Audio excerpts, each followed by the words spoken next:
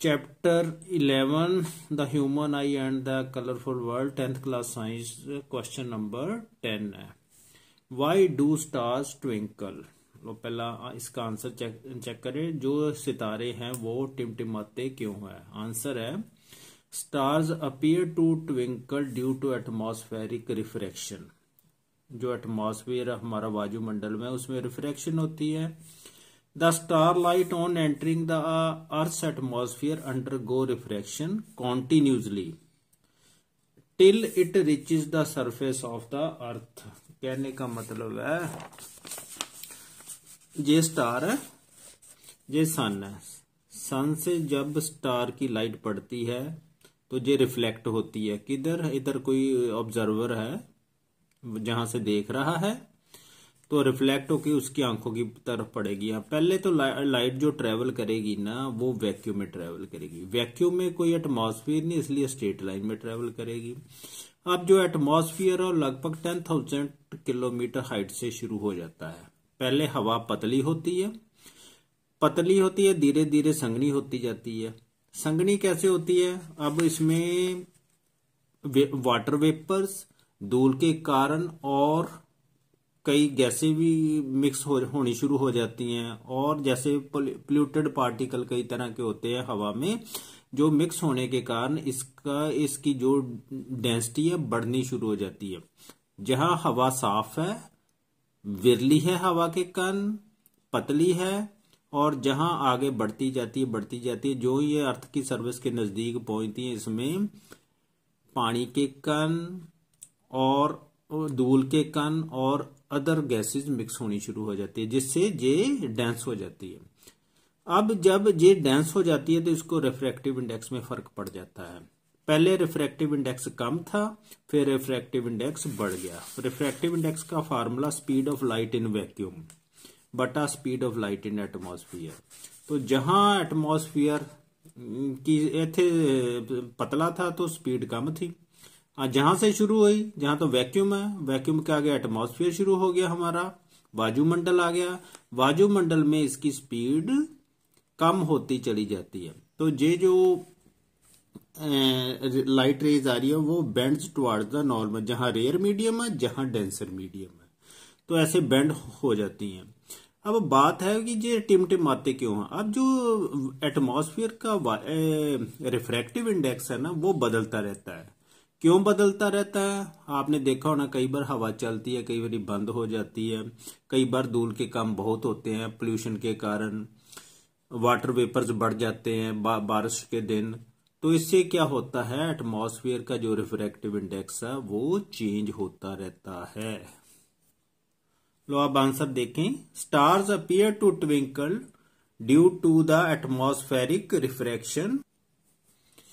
The starlight on entering the Earth undergo refraction continuously till it reaches the surface of Earth। जी मैं आपको समझा दिया। Since the stars are far away, stars बहुत दूर है, so they are the point-sized sources of light।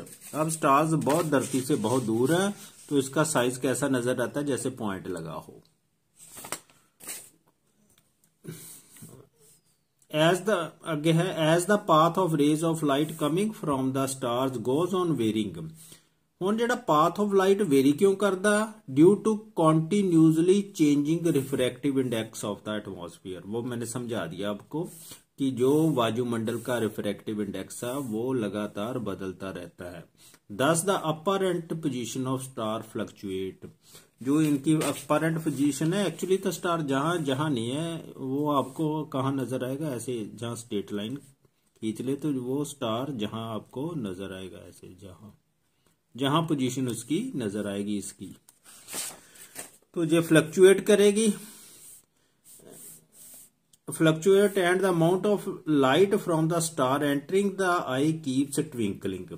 ਜਿਹੜੀ eyes ਦੇ ਵਿੱਚ ਸਾਡੀ ਲਾਈਟ ਪੈਣੀ ਹੈ ਸਟਾਰ ਦੀ, ਉਹ ਇਦਾਂ ਲੱਗਣਾ ਜਿਸ ਤਰ੍ਹਾਂ ਟਵਿੰਕਲ ਕਰ ਰਹੀ ਹੈ, ਟਿਮਟਿਮਾ ਰਹੀ ਹੈ।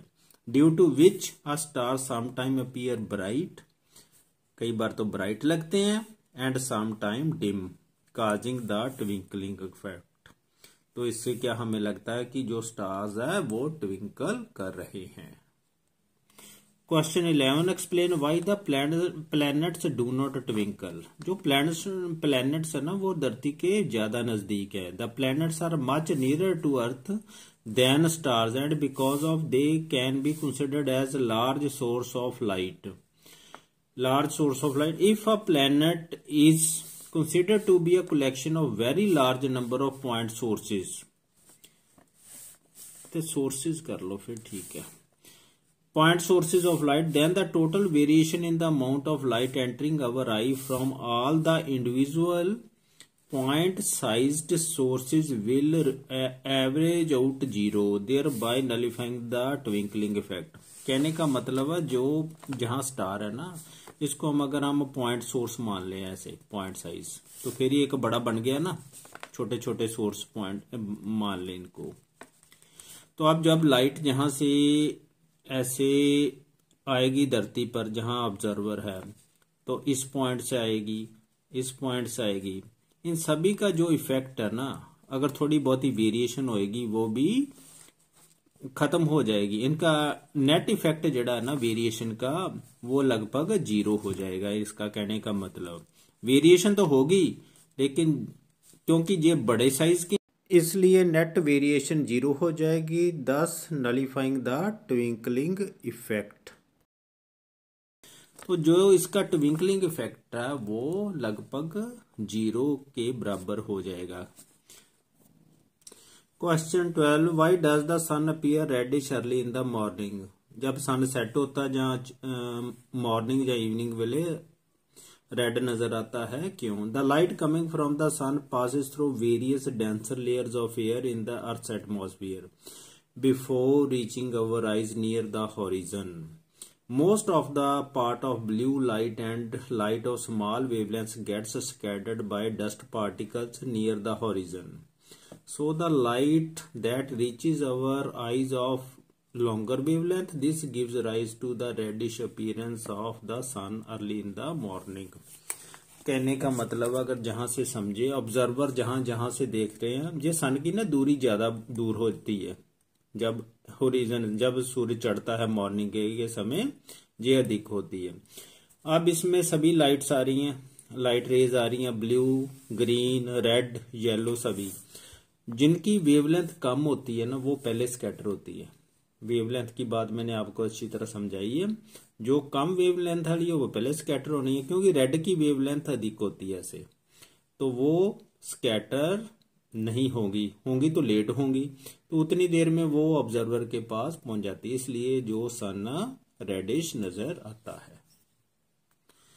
Question 13 why does the sky appear dark instead of blue to an astronaut. जो एस्ट्रोनॉट जो स्पेस में जाते हैं उन्हें स्काई डार्क नजर क्यों आता है? Sky appears dark instead of blue to an astronaut because there is no atmosphere containing air, water vapors, dust particles etc.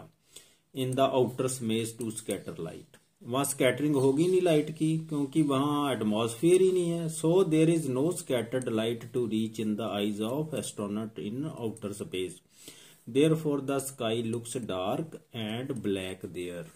कहने का मतलब मान लो जी अर्थ है, एस्ट्रोनॉट जहां है, जो हमारा वायुमंडल है वो तो जहां तक ही है, आगे तो वैक्यूम शुरू हो जाता है।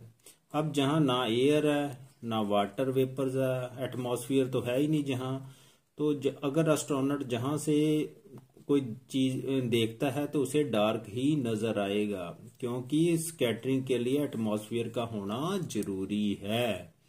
तो वहां एटमॉस्फेयर नहीं है, इसलिए उसे क्या नजर आता है? डार्क नजर आता है।